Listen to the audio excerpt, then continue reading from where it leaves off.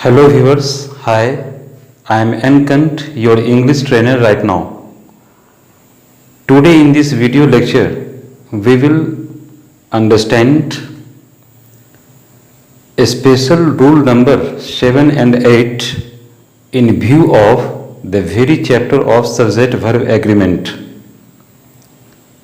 Also in the course of our discussion, we will know how these two rules specifically work in various example sentences of English language. आज हम लोग इस video lecture में subject verb agreement chapter के आलोक में हम लोग next special rules 7 and 8 को जानेंगे, इसके बारे में डिस्कशन करेंगे, जानेंगे कि ये 7 और 8 स्पेशल रूल नंबर्स क्या हैं, क्या बतलाते हैं, और डिस्कशन के कोर्स में हम ये भी देखेंगे कि किस तरह स्पेशल रूल नंबर 7 और 8 इंग्लिश लैंग्वेज के वेरियस एग्जाम्पल सेंटेंसेस में उनका प्रैक्टिकल यूज होता है।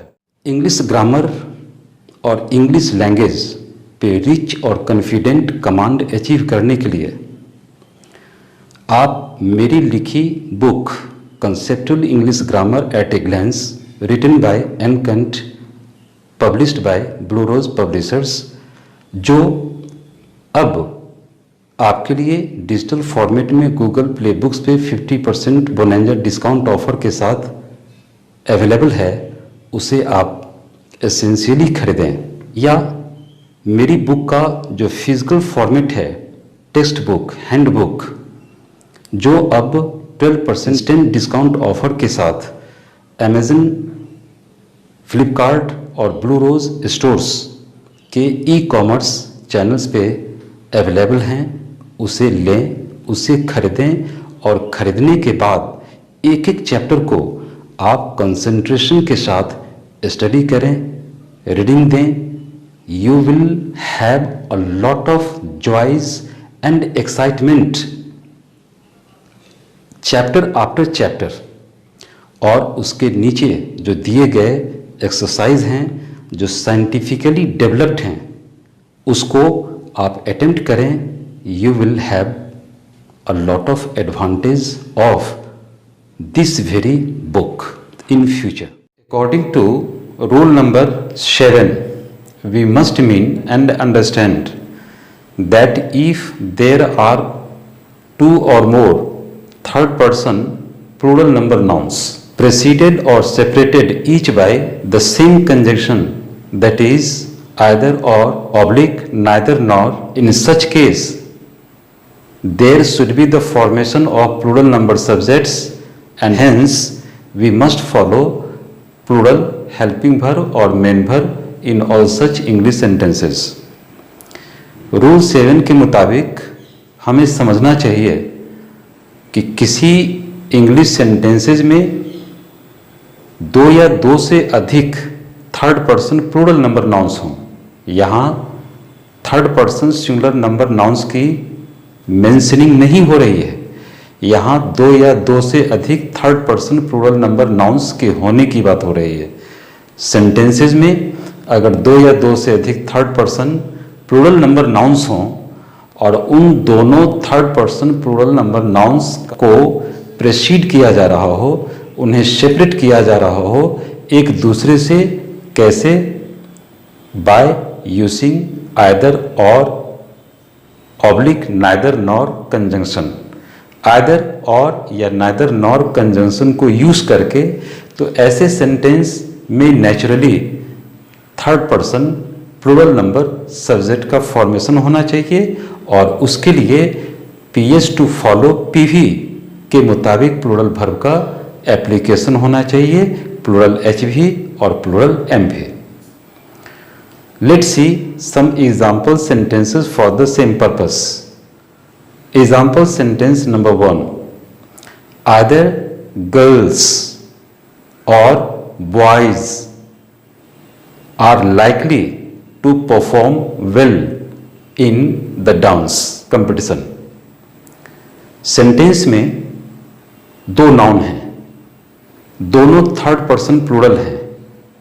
फर्स्ट गर्ल्स, सेकंड बॉयज, दोनों के दोनों थर्ड पर्सन प्लूरल हैं। नाउन के नंबर्स और पर्सन्स में यूनिफॉर्मिटी है, एक रूपता है, लेकिन दोनों नाउन्स को सेपरेट किया जा रहा किसके द्वारा? आइदर और कंजंक्शन के द्वारा।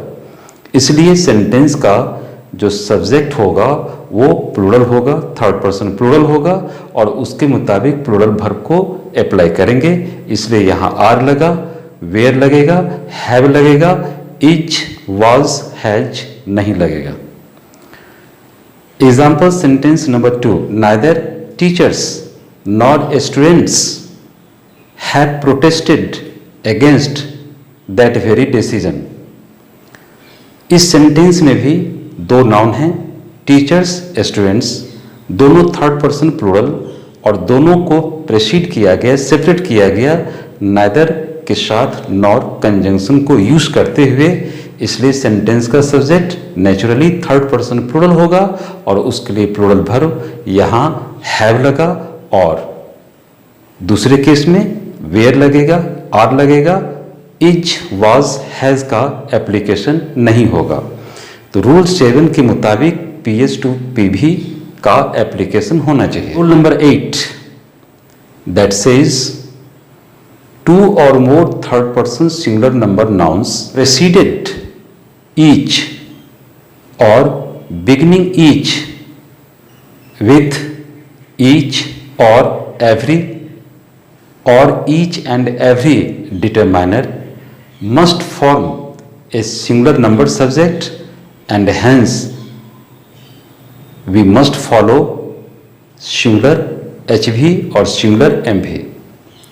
रूल 8 के मुताबिक किसी सेंटेंस में दो या दो से अधिक third person singular number noun हो और उन सारे third person singular number nouns को प्रेसीड कर रहा हो या उसके पहले यूज हो रहा हो क्या चीजें? ईच या एवरी या ईच एंड एवरी एक साथ डिटरमाइनर का एप्लीकेशन हो रहा हो।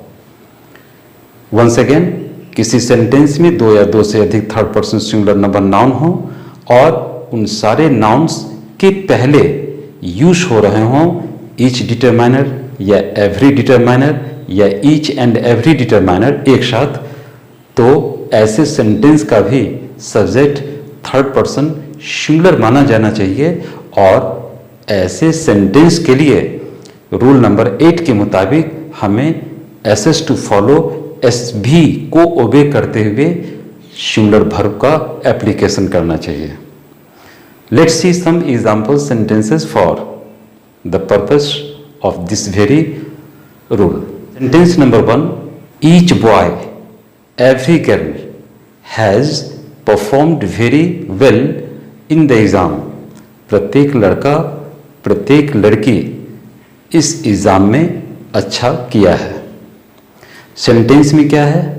दो नाउन हैं, बॉय गर्ल, दोनों थर्ड पर्सन सिंगुलर हैं और दोनों नाउन के पहले, फर्स्ट नाउन बॉय के पहले ईच और सेकेंड नाउन गर्ल के पहले एवरी, दोनों नाउन के पहले ईच या एवरी जैसे सिंगुलर डिटरमाइनर का एप्लीकेशन हुआ है। इस वजह से सेंटेंस का subject third person singular form करेगा और अकॉर्डिंगली हम सिंगुलर वर्ब यूज करेंगे SHV और SMV और ऐसे सेंटेंसेस के लिए इस रूल के मुताबिक बेसिक स्ट्रक्चर होगा SS to follow SV।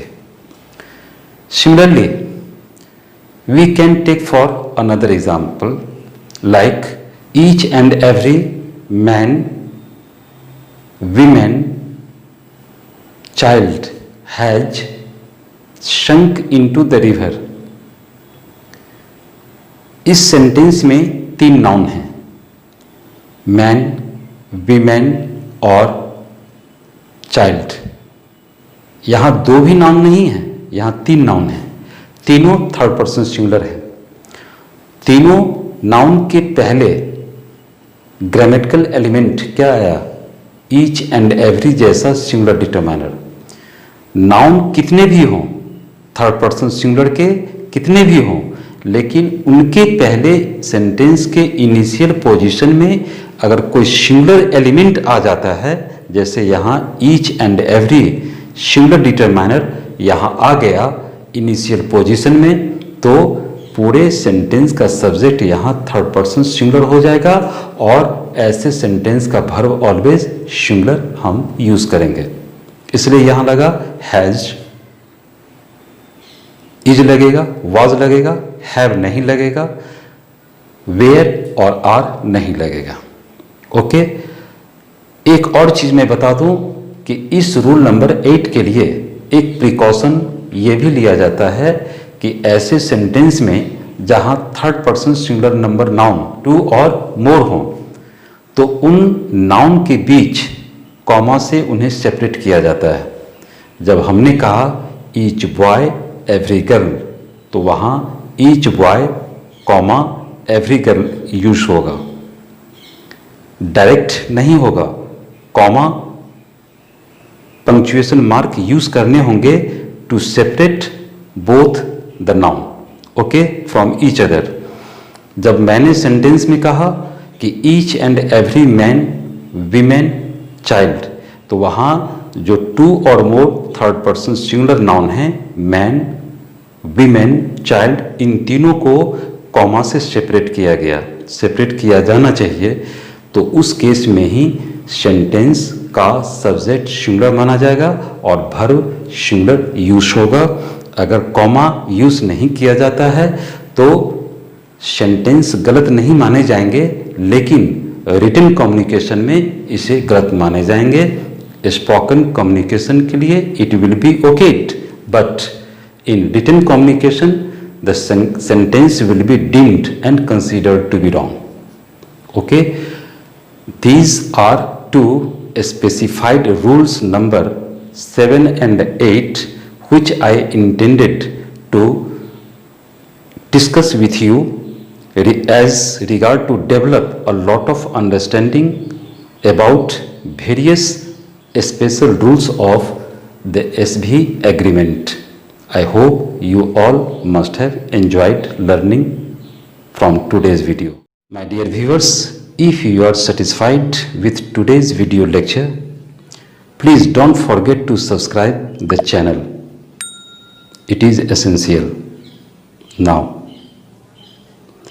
please don't forget to like the video, and also please don't forget to share it more and more. Stay home, stay safe. Thanks you a lot for watching today's video. Enjoy watching and learning. Have the nice time.